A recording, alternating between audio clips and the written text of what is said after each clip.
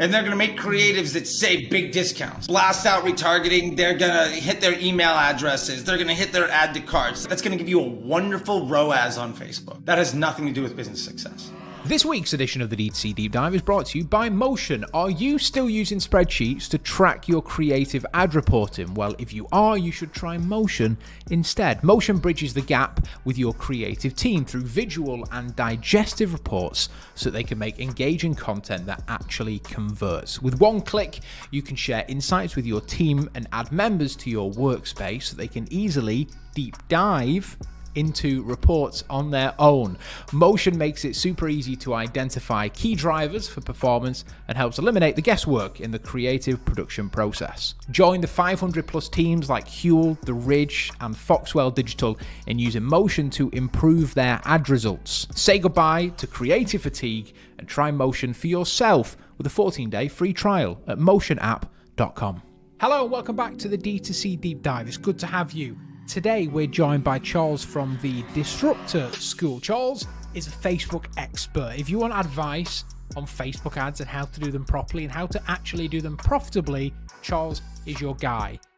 So I sat down with him and we had a conversation about why Facebook isn't dead and what you're doing wrong right now and what you should be doing to do it right. This is such a great episode. If you're running Facebook ads, or maybe you've turned your Facebook ads off for one reason or another, make sure you listen to this episode because you're really going to enjoy it. Charles, welcome to the D2C Deep Dive. It's really good to have you. And if you're watching this episode, you are essentially in a forest by the looks of it. Like, are we catching you while passing through the Amazon? Like, where are you at the moment? Yeah, more of a, I think the Amazon, I was going to say Sherwood, but no Robin Hood here. We'll go with the Amazon. I love it.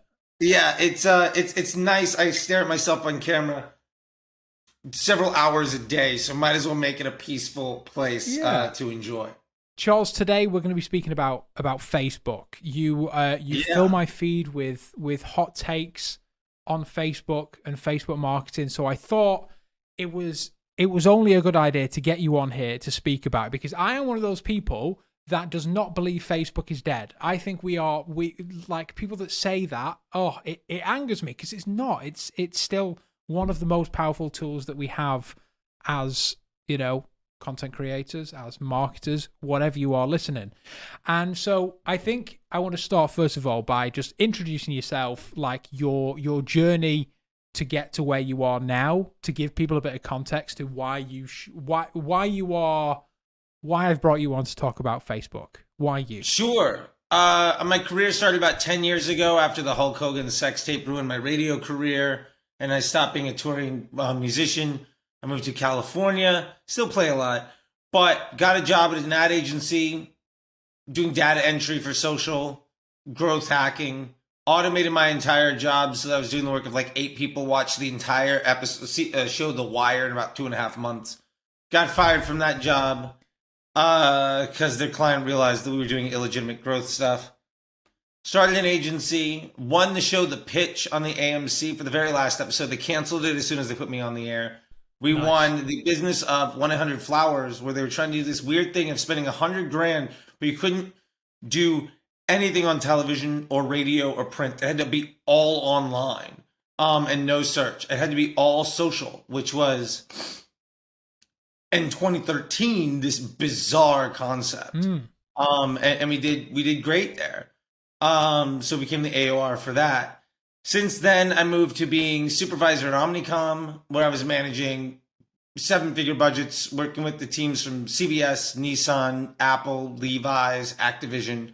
I was there when they brought in the Facebook Pixel, which, by the way, was a bigger cataclysmic event than iOS 14 ever was. So many agencies went out of business because they didn't want to run conversion events. I launched the first lead gen ad. I was in the shower and it came to me that we might as well be able to run ads for Nissan, who was the client who I had an alpha minimum for. Why not run this weird new ad that Facebook is trying to get anybody to use? Facebook gave me $1 million to try it. Nissan said I had to get one a quarter.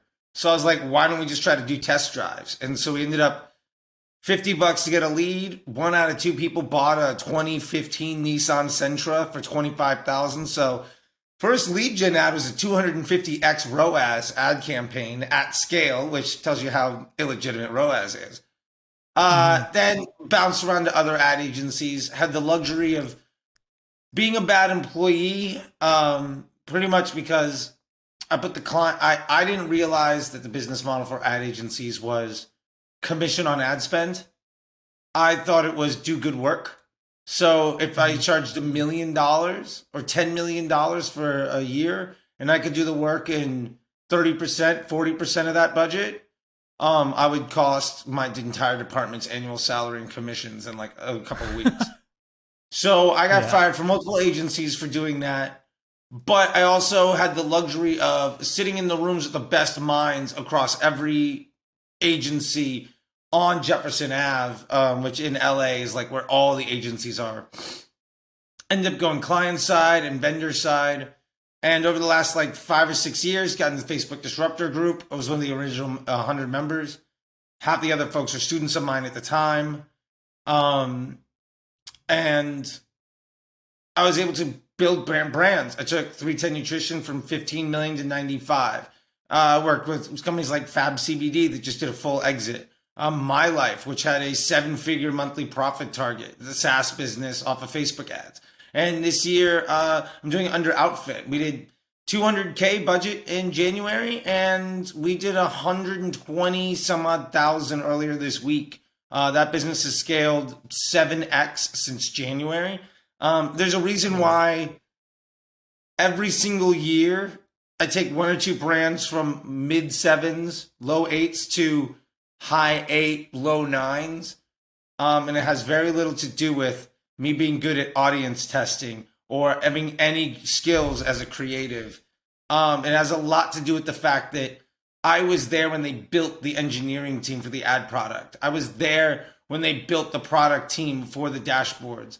I was there at the introduction of automated rules and lead gen. I ran the alpha for DPA and Canvas ads, rest in peace. And like, I literally wrote the book that Facebook used in the Disruptor group to identify how to use CBO for creative testing, especially on the back of advanced matching. And basically from there, it's in 2018, dynamic ads, CBO, broad targeting, auto bid, auto placement became the thing that I couldn't beat as one of the world's best, according to Facebook, day traders on the platform. And I basically changed over to running things a different way. And since then, been just trying to teach people what that looks like. And it's usually a good couple of years before everybody starts to adopt it. But we're seeing more and more success and less stress for the people that do get there. And it's a beautiful thing. And so now I run those businesses or help them grow. And my biggest venture now is building a school to teach people how to do all of this stuff with extreme confidence, because the sad part is most media buyers have been poorly trained, overworked, and underpaid by somebody that didn't know how to run their clients' businesses or understand how Facebook worked. I'd say it's 85, 90% of Facebook buyers. And that means there's a huge opportunity to just do a good job and to help a lot more people achieve their dreams and success and freedom by making their businesses succeed. Amazing. That's so interesting. Like that you've been doing this since the early days, and you've seen the way that the platform has changed. And one of my main questions is, like I mentioned at the start, is that everyone is saying Facebook is dead all the time and how everyone should be using TikTok instead and how, blah, blah, blah. We've heard it every single time a new platform comes along. It's always the same story. Why do you think people think Facebook's dead? I think it's 3 reasons. And I think that's a great question because it's very psychological more than database. I mean, database argument shoots that in the water. Like, you're dead in the water if you make that 100%.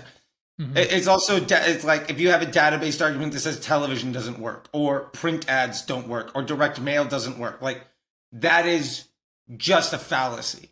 But I think there's 3 reasons. Number 1, using the tool in the wrong way has become less and less effective. Facebook has gotten better and better at prioritizing the end user experience in their data. So when you're using, say, interest groups, which have been deprecated on the Facebook development team 5 years ago to copy affinity audiences in Google, I remember when they came in.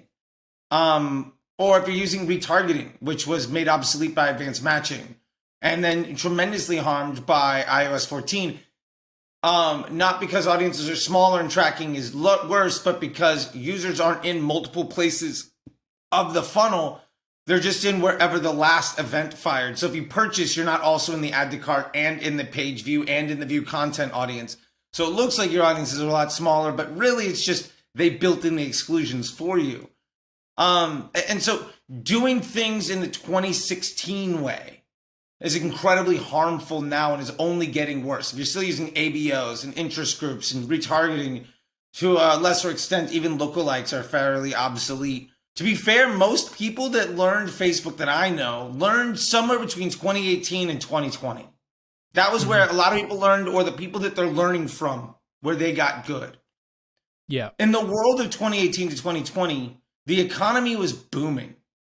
Any idiot could set up a really dumb Shopify store and screenshot an Alibaba post and print money, because when the economy is booming, literally anyone can start a business. And I'm so happy that they did.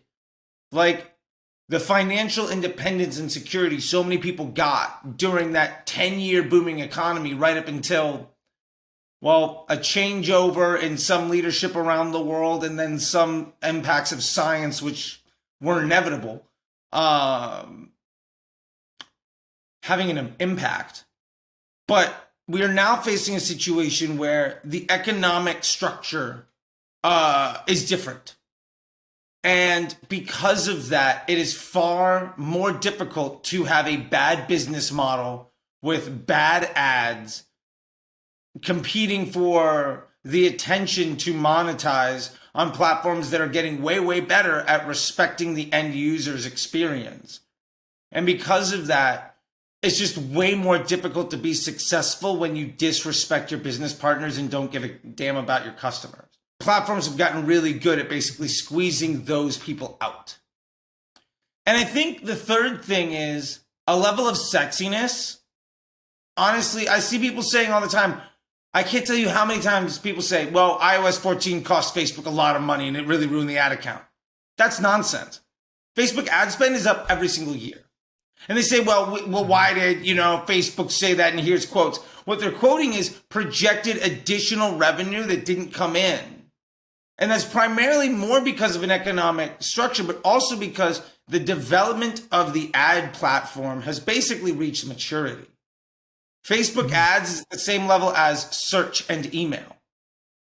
Now, would you say search and email aren't any good because they haven't had any dramatic, fundamental technological shifts in years? I'd say that's nonsense. They're at the core of every business. I am less concerned with that. And we do see new opportunities come up where different economies of scale are available. And whenever there's underpriced attention, there's always the opportunity to abuse that. I remember when it was Pinterest. I was running Disney and Persil laundry detergent. I did the US launch for that and the product launch for TRX, the yellow workout bands. I did the product launch, brought that to market on the back of those ads. I remember when it was Snapchat, right? And it was great. And, the Dollar Shave Club dudes, I did part of that. They were a great success story. And I was doing stuff with them for a lot of different brands. And then it was, now it's TikTok. And to be fair, I remember a year ago when everybody was like, TikTok CPMs are $3. You got to get on it. And now they're worse than Facebook ad CPMs. Yeah. I get my Facebook ads CPMs at $50,000, $60,000, $70,000 a day for e-commerce brands is in the mid to low 20s. The TikTok ads for the same thing might be in the mid to upper 20s or low 30s sometimes. And true, I'm not nearly as good at TikTok as I am at Facebook. But the opportunity that you get by abusing underpriced attention, there's a short lifespan to that opportunity. So Yeah. I think when people say Facebook ads are dead, it really is one of those three factors. Either A, you can't disrespect your customer and the business partners, in this case, your vendor, and still be successful. B, the economy is just different. You can't just slap a picture on anything and print money anymore. You have to actually do something because people don't have the disposable income they did 4 years ago. Mm-hmm. Yeah. And three, I think there is a narrative around easy money and honestly also corporate positioning that people take at face value instead of understanding the opportunities that are in front of them. And I'm excited that we get to dive deeper into that, because I think if you're saying that Facebook ads don't work, I hope that you also say that email and search don't work, because it's not the sexy new thing. And I promise you, if you're avoiding email and search and social, you're not doomed, because maybe you're excellent at affiliate and influencer and other things, but you are avoiding work and revenue generation in a way that the vast majority of marketers are tremendously successful at. What do you think most brands are doing wrong on Facebook? You kind of touched on it a little bit then, but like, is that middle of the funnel, bottom of the funnel, top of the funnel system even working anymore? Because like you mentioned, I was taught Facebook ads, and I haven't run Facebook ads in a very long time, but I was taught Facebook ads, the traditional campaign structure, which is, covering all those bases, excluding purchasers, having a retargeting campaign, all that usual stuff. Like, that's how I was taught to run Facebook ads. Is that just not a thing anymore? I actually thought about this a lot more before with the prep to this, and I've always said, like, no, that's a bad idea. But I want to amend that. It does work. You can get C+ success doing it that way. You can work far harder than you need to get a far worse result than you deserve by doing things in the wrong way, but it doesn't mean it won't work. Mm-hmm. I see people that are successful in that way consistently. I also think that they're successful because their definition of success is something that sells their opportunity short. If you were doing F work and now you're doing C+, that's amazing.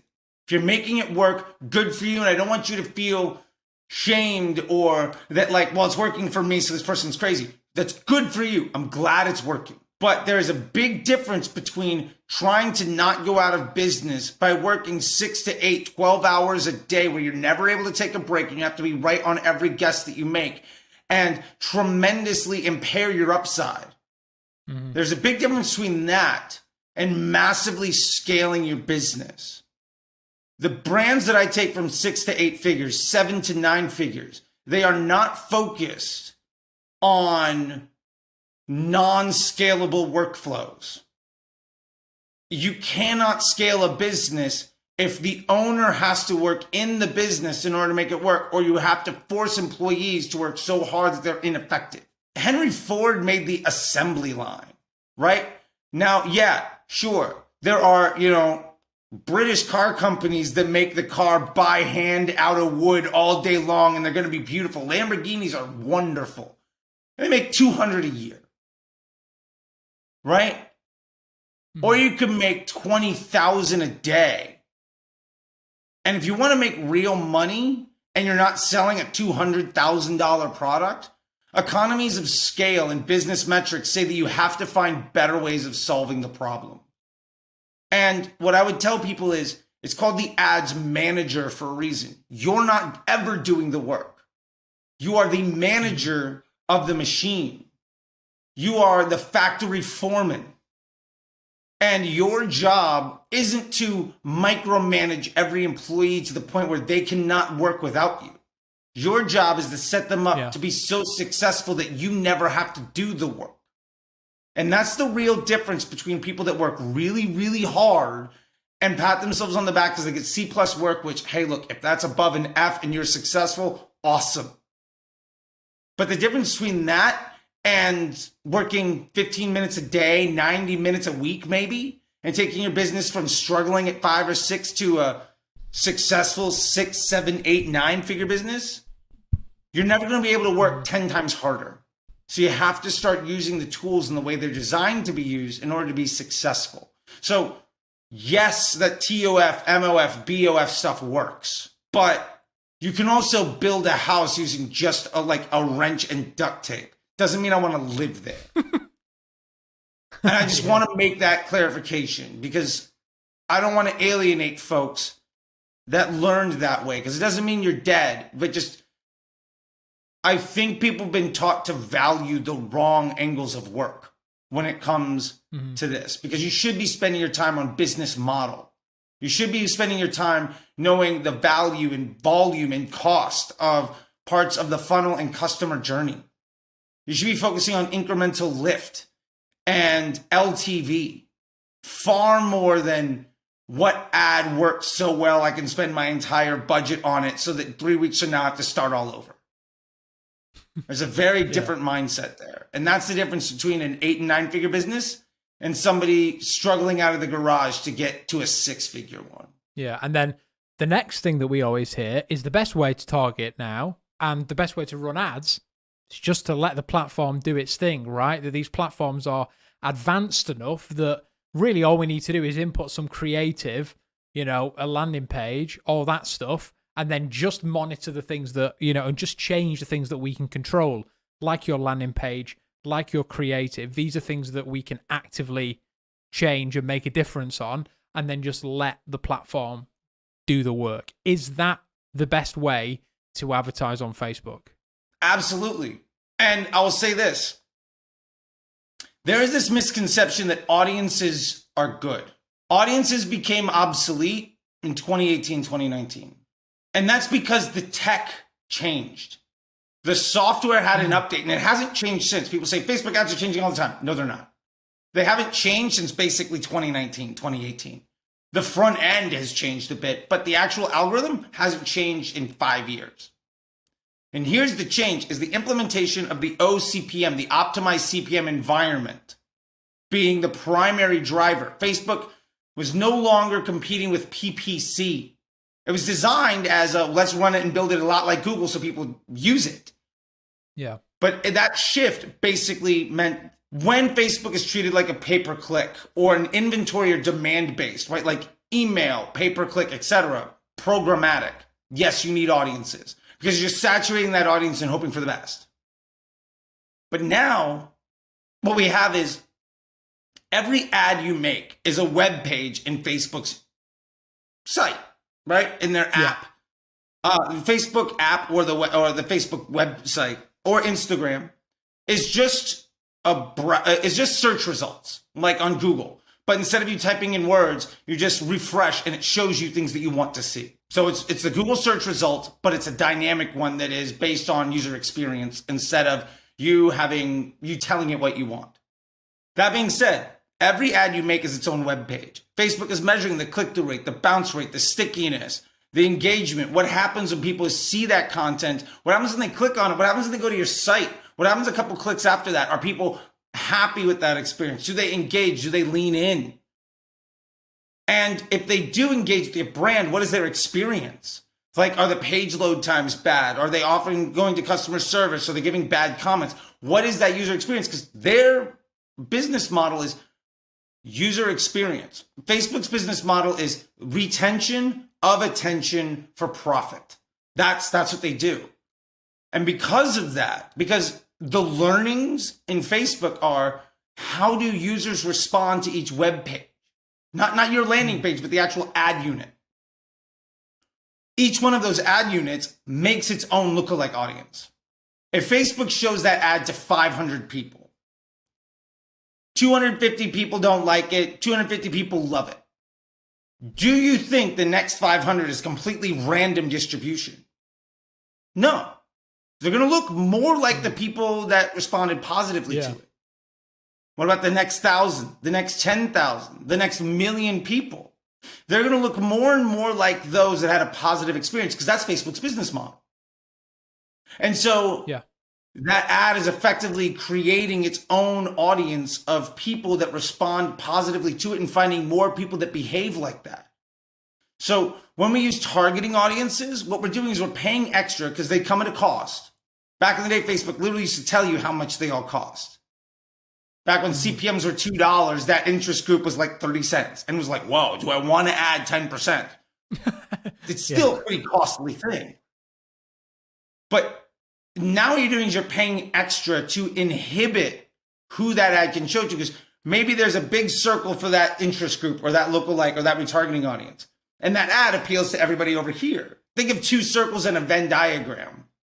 The only place that ad's going to be able to work is where those two circles overlap.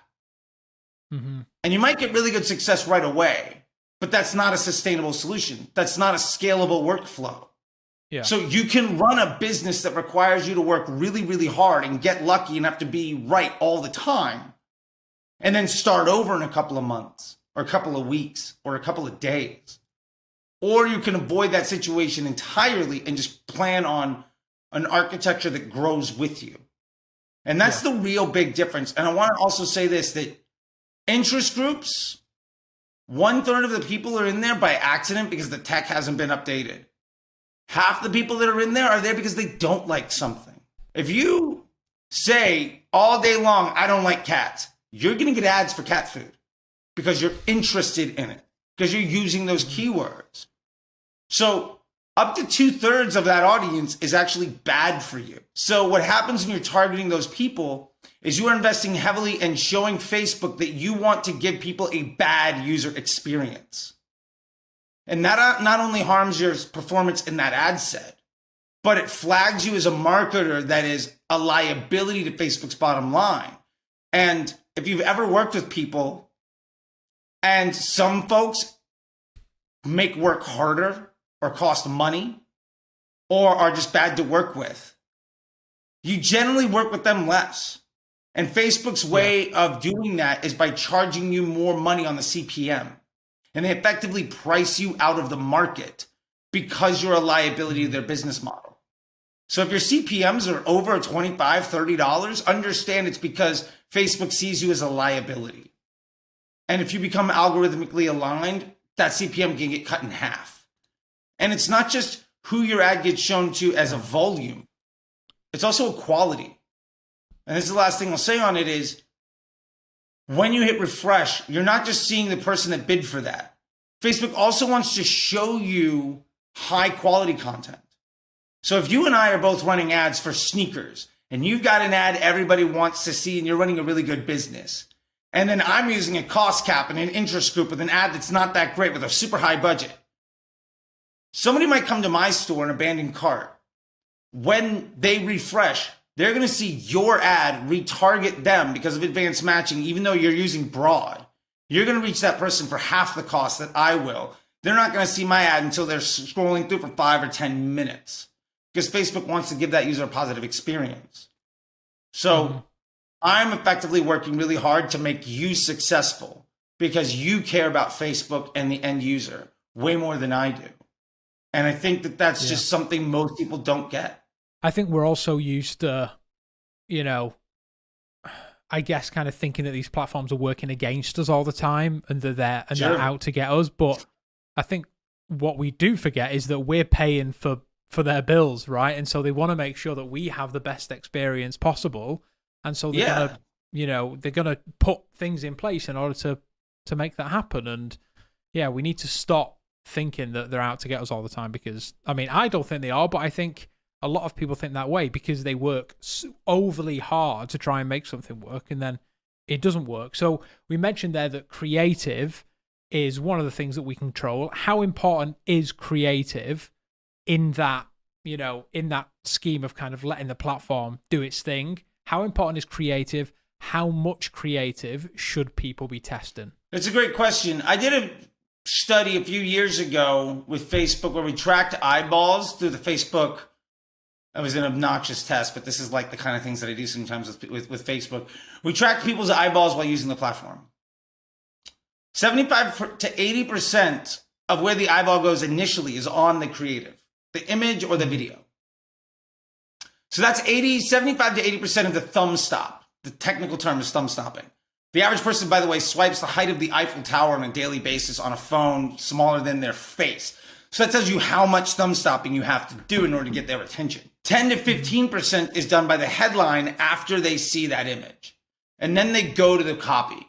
Now, it's not to say that the headline and the copy aren't important. They validate and inform and give more context to that creative. But the world's best copywriter, if they have to put their words up against bad images that nobody cares about, they're going to struggle mightily. And it's an unfair situation because some copywriters are amazing and a bad copywriter with good creative will probably beat them. And that's not fair, but that's just the lay of the land because of how attention works on a visual medium. Facebook is scanning every frame of every video and every image, and it understands. Like, Facebook knows this is like an IKEA lamp. It knows that that is a Pittsburgh Steelers terrible towel. Like, it knows what, like, Amazon store is selling this "I work hard so my dog's gonna have a good life" like sign, right? They know. They've scanned that image. So when they're doing targeting based on that ad's interactions, your very first impression of your very first ad is a retargeting ad based on the content in the creative and the keywords that you're using. So there's a lot of context clues. And for instance, like if you got a bunch of kids riding a bike and you're trying to sell shirts and they're drinking a Coca-Cola, Facebook's going to know, well, they're drinking a Coca-Cola, they got a Huffy bike, they're in like Southern California, and oh, by the way, here's this shirt. They're using all of those context clues to make sure that somebody that wants to see that sees that ad. It's not just, we have a shirt. Usually the product that you're pushing forward has very little to do with the targeting if there's anything else going on, which is one reason why we see unboxing videos be so successful, or why we see UGC where it's just the product feature be so successful. Because there is a higher match rate to the content to the user versus very elaborate videos that feature all sorts of different things that might not work. Yes, they might be less interesting, but also because there's such a greater disparity in how that data lines up with success. Because honestly, selling a fun t-shirt has nothing to do with the soda somebody's drinking. But because that's a context clue, it's being used in the targeting parameters. So yeah, like there's a lot to it, but the creative is king. I mean, that really is what stops the thumb and makes people interested. And you have to combat for attention before you get anything. At the end of the day, you could have 4 carnivals on the side of the road. You're going to go walk into the one where that barker is making you interested. The signs on the side are like, it might be a far worse carnival experience. It might be the worst freak show on the planet. But that person got you in the door. And that's Facebook's job. The rest of it is business model, website, product quality, customer service. But we're the carnival barker. We are the sign spinner on the street. And doing that well is going to be a thumb on the scale for your business versus not. As we head into Q4 now, arguably the most important season for a lot of brands, what should those brands be doing on Facebook with their creative, with their targeting, whatever, in order to optimize it and have the best Black Friday, Cyber Monday, Christmas period, holiday period that they can possibly have? Because I'm sure that question is on the minds of so many people right now. Oh, absolutely. And I will say this, I've probably made $100 million in AdSense mistakes around Black Friday. So I've got a few opinions on this from life experience. I will say the most common thing people are going to do is they're going to make a $15, $20, $30 discount, 30% discount on everything. And they're going to make creatives that say big discounts. And they're going to blast out retargeting. They're going to hit their email addresses. They're going to hit their add to carts. They're going to hit all sorts of audiences they've developed. And that's great. That's going to give you a wonderful ROAS on Facebook. That has nothing to do with business success. ROAS has nothing to do with cash flow. It's an out of context data point, and honestly, it doesn't mean anything for incrementality either. Because ultimately, 3 things. First, when you are doing that, when you're just smashing your retargeting audiences, your retention, all of that, first, maybe you're giving a little bit of lift, but you are focusing on giving a discount to customers that might already buy. They might already buy from you anyway, and they're also being targeted by 5 other channels. So you might have email and search and TikTok and Facebook all saying they drove you $50,000 in sales today, but your finance department says you sold 85 grand. Reporting says 200. Now you're like, well, I can't trust any of the platforms. Like, no. They're all being honest with you based around the parameters that you set.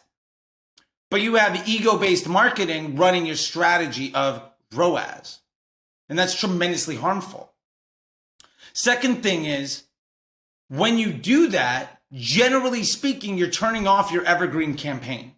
I mean, I run entire ad accounts out of one campaign where I'm doing testing and scaling inside of one campaign, and that's it. And like, this is, by the way, my account structure for this. Like this account structure will make you millions. 1 winner's ad set with post IDs, 2 dynamic creatives. Let that be your business objective in targeting testing. That right there, I've made hundreds of millions in revenue from clients with that account structure, and there's literally nothing else, all targeting broad. But if you have to turn that off to run sales, now you're impeding the data that's coming into the system. So when you turn it back on, it's going to be a little bit worse. And the third thing, running discounts is one of the worst things you can do as a business. And there's 2 reasons for that. First is LTV. So many people are focused on lower CPA and higher ROAS. That's great on day 1. But we shouldn't be focusing on that. We should be focusing on profitable scaling margins. How much revenue am I going to generate off of this customer journey? And how much does it cost for me to acquire that customer journey? And what's my operational cost to, fulfill that customer journey? So if I'm discounting, my LTV is immediately harmed. Like, it's going to be lower because I already lost, instead of a $50 item, I'm selling it for $35. So my LTV is immediately $15 less off the start. Also, for decades, consumer psychology tests have been run, and people that buy due to pricing, price sensitive, discount buyers are far, far less brand loyal. Yeah. They are loyal to the retailer. They'll shop at Walmart all the time, but they don't give a damn who makes the product. Yeah. And what that means is you are sacrificing long-term lifetime value to fill your buyer pool with people who are far less likely to ever buy a second time. So you're making less money on the first transaction to acquire audiences that are far less valuable long-term. And you're doing so in a way where you're also focusing your marketing efforts to get people who would pay full price to pay you less. So your new customers are far less likely to ever buy again, and they're giving you less money up front. And your existing customers, their LTV is harmed because they're waiting for the next sale. If you did a Labor Day and a Black Friday and a New Year's and a whatever, those people that would have paid full price, you might now be getting 20, 30, 40% less on the LTV of that customer. And when you're running Facebook ads to convert them versus email and other things, you're also paying money to get that sale that's less valuable.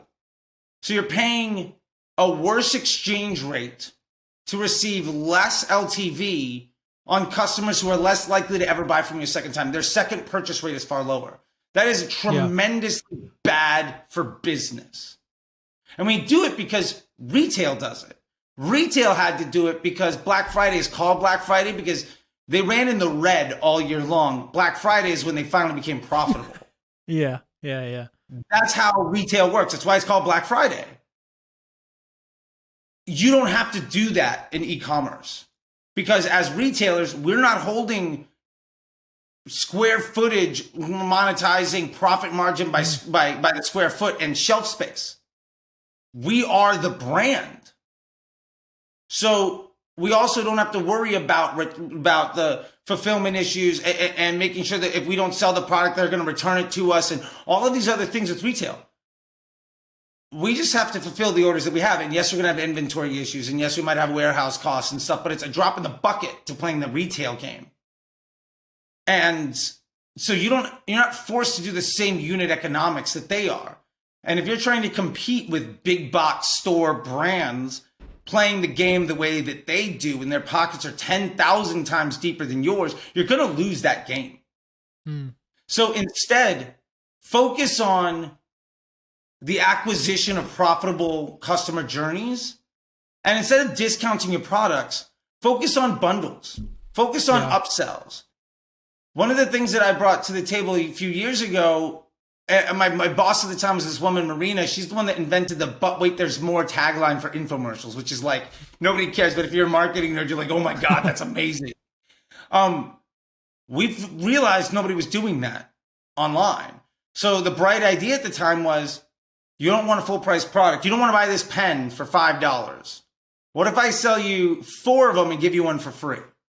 So now you might buy one for $5, but if I offer you 5 for 20 with free shipping and free returns, I'm getting 4 times the AOV, and maybe the average person buys 2.5 pens, so they're worth $12.50. If I get $20 from you on transaction 1, my LTV immediately went up. Yeah. And because you bought more products from me and you paid extra for it, your emotional investment in that brand is higher. You're actually more likely to have a second purchase.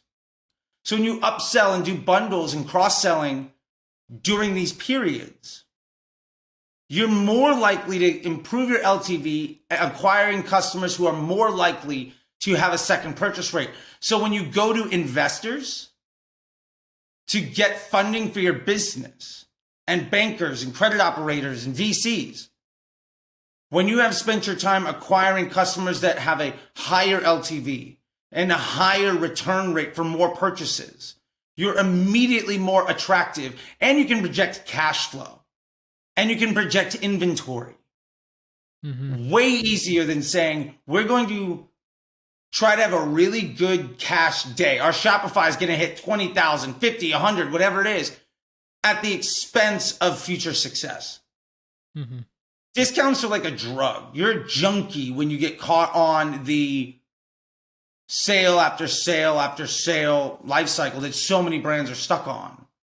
And they're never going to achieve the success of brands that don't discount, but only offer bigger bundles. And the fun thing is, when you offer a buy two, get one free, you actually sell more of the full price offer. Because the buy two, get one free now makes, I'm not sure if I want that yet. I'm going to just try to pay full price. And if I like it, then I'll take the huge discount. Now you're selling 3 products or more. And that is a big, big shift in the mental thinking. Use Labor Day, Black Friday, etc. as a customer acquisition tool. Use it to conquest retail brands. Especially in economic hardship, these brands are bringing the people into the castle because they just need to make sure that their investors and stockholders are seeing something. That means the countryside is open for the pillaging. You don't have to be better than your competitor. You just have to be better than the big box brand that doesn't care about their customer, and you can steal their customers forever because you care about them. This is the biggest opportunity for customer acquisition growth. And if you use it as such, your Q1 is going to be bigger than your Q3. If you don't, January and February are going to be the decimation of your cash flow. And you're probably going to have to fire a couple people. You're going to have inventory problems. And you're going to be really struggling to hopefully make enough money in the spring to pay for summer. And you're probably going to double down on the same thing that ruined your Q1 just to try to compete. And then summer's going to come and you're going to say, well, Facebook doesn't work at all and we're screwed and all of that other stuff. And it's your choices that created that problem. So that's kind of how I go with it. That's the in-depth view of never run a discount. Instead, actually build your business. So many times in D2C, in e-commerce, just reframing the way that we think about things and not seeing it as the way that everyone else is seeing it sometimes leads to the most success. Because everyone thinks Black Friday, Cyber Monday is like, all right, here we go, get the sales going. But it doesn't always need to be the case. Because yes, people expect something, but you don't want to cheapen your brand and cheapen your customer just to abide by what everyone else is saying. Charles, it's been an absolute pleasure to have you on the D2C deep dive. It's been so interesting. I'm sure there's a lot of people listening which have kind of had their eyes open, and hopefully they'll go and try some of the things that you suggested. If people want to follow along your journey, they want to be part of the school that you're building, how can people find out more? Yeah, you can follow me. My socials are at CT the Disruptor. You can find me literally anywhere. And if you have a platform where you can't find me, please DM me, and I'll start to making sure that I've got multiple pieces of content going out daily there as well. If you want to check out, know more about this stuff, my site's facebookdisruptor.com or disruptorschool.com. I have a newsletter. That's probably the best way for you to just limp in for free. Newsletter.facebookdisruptor.com is super easy. One-click sign up. That's a great way to make sure that you're getting this type of information on a regular basis. If, we're talking about LTV and sales and business development. If you do want to work on your business development and the LTV of your skill set, then the Facebook Ads MBA program is probably going to be the best fit for you. And you can check that out at mba.facebookdisruptor.com. That is my immersive lifetime access education resource. It is a direct community from me sharing what I'm doing right now. And the track record more or less shows that if you want to know what everybody's going to be buzzing about on YouTube and Twitter in 2 years, you can learn it today. And the honest truth is, people ask, why are you teaching? Why are you not running brands? I do run brands. I got a brand right now that we had 200,000 in January. We did 1.5 million last year. It's the fifth or sixth brand in the last 4 or 5 years that I've done that with. I am active, but I also see a huge gap in the space where a lot of agencies who aren't good enough for you to hire are charging you money to learn from their 25-year-old kids that are seeing the same thing on Twitter that you are. And that same person that you would be on a sales call with that you'll never, ever see again is the spokesperson for. Do you legitimately think that people that see the same information that you do, that have the same struggles, that aren't running any businesses, are going to help you achieve the success that you deserve? The answer to that is probably no. You're only as good as the people you surround yourself with. And you can either learn from operators and join communities of people actually getting the work done, or you can focus on folks that run ad agencies that rely on their sales team to be successful and are also having educational resources to offset cash flow because they're struggling. Some places are good to get you started. Some places are good to help you make a 7, 8 figure, 9 figure business. Those are not the same places.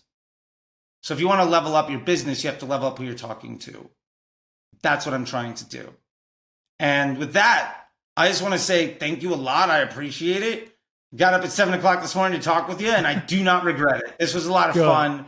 I'm glad. I really appreciate your pod. I appreciate what you're doing here. I understand what it is that you got going on, and I dig it. And I'm just glad that we were able to get together on it because, hey man, helping people be successful and sharing different ideas is great. And at the end of the day, you don't have to agree with what I said. You don't have to abide by it. You don't have to take action on it. But the fact that you're letting people with different ideas come in and share lets other folks learn how people are thinking and make the best decision for themselves. And at the end of the day, that's what it's all about. And if that produces success or just at least educates or even entertains, that's a good use of time. And I will do that 7 days a week. My wife probably says I shouldn't do that, but I do. So anyway, thank you so much for letting me do it. I very much appreciate the opportunity. And if one person today sees more success and then can hire one other person and that person can learn and have some freedom and stability in their life, then this was 100% worth getting out of bed. And like I said, I'll do that every day because I used to be at a place in my life where I was completely lost. But I got 10 years sober now, and I bought a house and a wedding and all sorts of stuff. I know what it's like to hurt. I know what it's like to struggle. And if what you and I are doing prevents one person from having to do that again, I'll do it every day. Amazing. Thank you so much for your time. Real pleasure. and excited to chat some more. Thank you, man. I really appreciate it. And that's it for another episode of the D2C Deep Dive. It's been a real pleasure to have you. If you have enjoyed it, please do leave a review, because that would be much appreciated, because then more people find out about us. And that's always fun, isn't it? You can follow us on social. You can follow myself at Sal Fraser, or you can follow the podcast, the D2C Deep Dive. And, well, I'll see you in the next one.